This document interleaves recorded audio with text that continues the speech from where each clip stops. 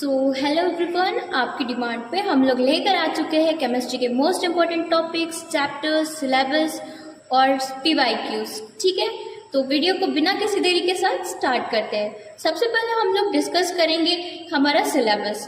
Most of the लोगों को syllabus पता होगा, लेकिन जिन लोगों को भी नहीं पता मैं उनके लिए डिस्कस कर देती हूँ। ठीक है, तो सबसे पहले यूनिट है हमारी सॉलिड स्टेट, फिर हमारी सेकेंड यूनिट है सॉल्यूशंस, थर्ड यूनिट है हमारी इलेक्ट्रोकेमिस्ट्री, फोर्थ यूनिट है हमारी केमिकल काइनेटिक्स, फिर फिफ्थ यूनिट है हमारी सरफेस केमिस्ट्री, सिक्स्थ यूनिट है general principles and process of isolation of elements, फिर हमारी जो सेवेंथ यूनिट है उसमें आता है हमारा पी ब्लॉक एलिमेंट्स, फिर जो हमारा एट्थ यूनिट है उसमें D and F block elements.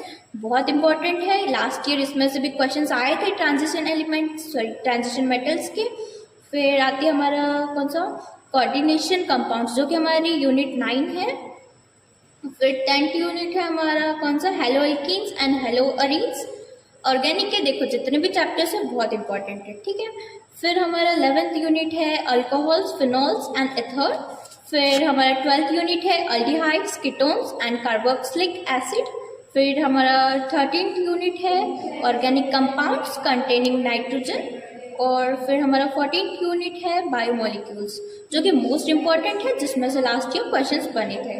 ठीक है, और लास्ट यूनिट है हमारा पॉलीमर्स, जो कि हमारा इसके बाद एक और यूनिट है 16, उसमें हम वो है केमिस्ट्री इन एवरीडे लाइफ। ठीक है, तो सिलेबस तो हमारा हो चुका है। अब हम लोग डिस्कस करेंगे कि कौन कौन से टॉपिक सबसे इम्पॉर्टेंट थे, तो पहले वो डिस्कस कर लेते हैं, क्योंकि उन टॉपिक्स को आपको बिल्कुल भी स्किप नहीं करना है। तो चलिए डिस्कस करते हैं।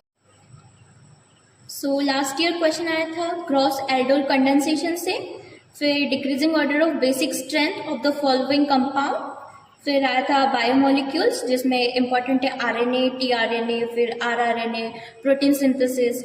ठीक है, उसके बाद में फैराडेज लॉ से भी क्वेश्चन आया था, आयोनिक कॉम्प्लेक्स, फिर एस्टरिफिकेशन। उसके बाद जो बायोमोलिक्यूल्स में हार्मोन वाला सेक्शन था ना, उसमें से इंसुलिन, ग्लाइकोकॉर्टिकॉइड और थायरोक्सिन से क्वेश्चंस आए थे। फिर उसके बाद रेसिमिक मॉडिफिकेशन, कैरिलिटी, इन्वर्जन और रिटेंशन के ऊपर एक मैजोफॉलिंग का क्वेश्चन आया था। उसके बाद में लायोफिलिक कोलाइड के ऊपर क्वेश्चन आया था।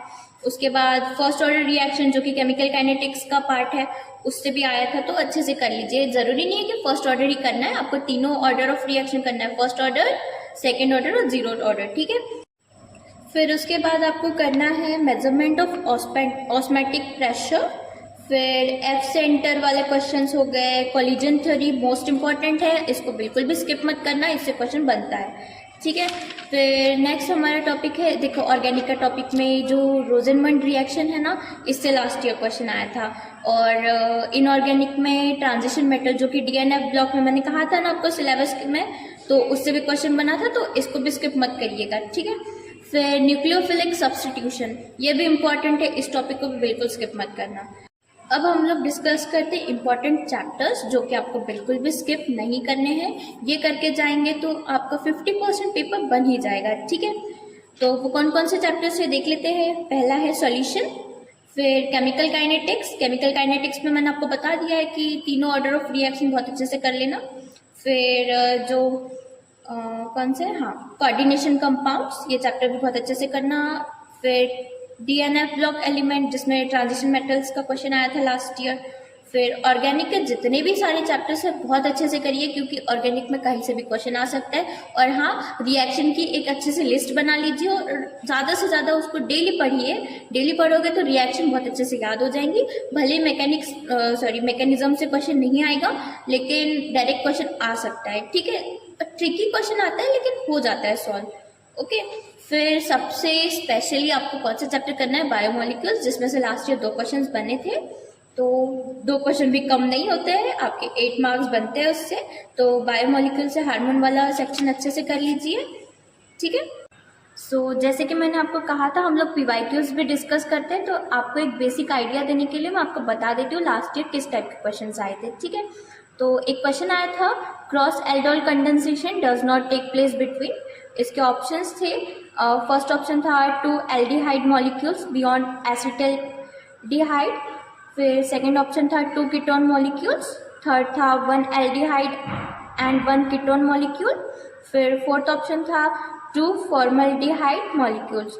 फिर एक क्वेश्चन आया था बेसिक स्ट्रेंथ से, देखिए वो आया था decreasing order of basic strength of the following compound is. फिर इसके कुछ ऑप्शंस थे, जैसे फर्स्ट ऑप्शन था आपका C6H5NH2, फिर बी ऑप्शन था CH32NH, सी ऑप्शन था NH3 और डी ऑप्शन था आपका CH3NH2। तो आप लोग इसे सॉल्व करके देखिए ताकि आपको एक बेसिक आइडिया लग जाए कि किस टाइप का क्वेश्चन आया था। फिर हाँ, जैसे कि मैं बता रही थी आपको बायोमोलिक्यूल से भी क्वेश्चन आया था, तो देख लीजिए, एक एग्जांपल बता देती हूँ आपको। RNA is one of nucleic acid on the basis of various function. RNA is divided into mRNA, tRNA and rRNA. Which of the following is responsible for protein synthesis? इसके कुछ ऑप्शंस आए थे।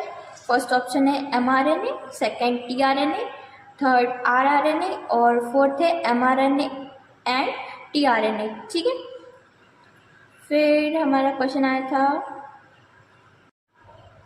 फिर inorganic से एक और question आया था, ionic complex which has the highest magnetic moment value. उसके बाद बायोमोलिक्यूल से एक और क्वेश्चन आया था, the hormone which is responsible to control the carbohydrate metabolism, modulated inflammation and to control stress level. इसके कुछ ऑप्शंस थे, इंसुलिन, ग्लूकोकॉर्टिकॉइड, मिनरल कॉर्टिकॉइड्स और थायरॉक्सिन। देखो ये टॉपिक मैंने आपको बता दिए, तो अच्छे से पढ़ लेना, ठीक है। क्वेश्चन है ऑस्मोटिक प्रेशर से, ये क्या था देख लीजिए। Measurement of osmotic pressure is advantageous to other methods in determining the molar masses of solute because इसके ऑप्शंस थे, it is used to determine the molar masses of protein, B option था it is used to determine the molar masses of ionic compounds, C option था it is measured at room temperature, फिर D option था आपका molarity of the solution is used, फिर E option था आपका molality of the solution is used। क्या correct option है comment में बताइए, ठीक है। देखो इनऑर्गेनिक का एक और क्वेश्चन आया है कोलिजन थ्योरी से, जो कि मैंने आपको बोला था कि पढ़ के जाना, ठीक है। क्या आया था, according to collision theory for an effective collision the two condition required are. इसके ऑप्शंस क्या क्या है, collision frequency, proper orientation of molecules, molecules must have energy equal to और ग्रेटर देन एक्टिवेशन एनर्जी, फिर improper orientation of molecules, threshold energy of activation energy. क्या correct option है comment करिए। फिर एक ऑर्गेनिक केमिस्ट्री का भी एग्जांपल ले लेते हैं, क्या PYQ आया था last year. Arrange the following compound in decreasing order of rate of reaction to a nucleophilic substitution. इसके ऑप्शंस आप स्क्रीन पर देख सकते हैं। तो देखिए ऐसा ऐसा क्वेश्चन आया था, तो इस टाइप के क्वेश्चन की भी प्रैक्टिस करिए ताकि आपको एग्जाम में हेल्प हो सके। सो मैंने PYQs कुछ आपके साथ डिस्कस कर लिए, जिससे आपको एक जनरल आइडिया तो लग ही गया होगा कि किस टाइप के क्वेश्चंस आए थे लास्ट ईयर, जिससे आपकी काफ़ी हेल्प हो चुकी होगी।